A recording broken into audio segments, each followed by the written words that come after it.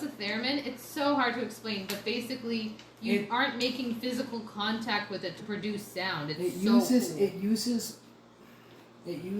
a servo to detect the distance of your hand away from the instrument itself, and it acts as a synthesizer. And the position too, because like you don't just like move your hand around like this. It's like gets as intricate as like knuckles on each finger. That controls distance. So like cool. That's like doing this, having your hand here, and then you go like this would control like the tone. Like that would be like this would be a full step, this would be a half step, this would be a full step. You know, guys, you probably have heard a theremin before if you've heard the Doctor Who theme.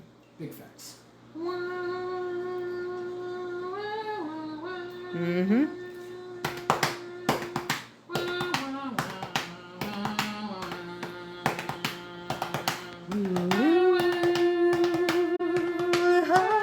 Pennywise is coming for you.